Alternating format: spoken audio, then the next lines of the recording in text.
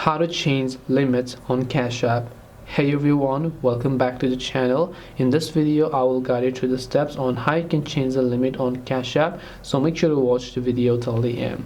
Now, changing the limit on Cash App basically means that you have a certain restrictions because your Cash App account is not verified, and if you'd like to increase the limits you have to provide certain amount of info from and to Cash App, which could be your legal citizenship or your passport ID, your social security number.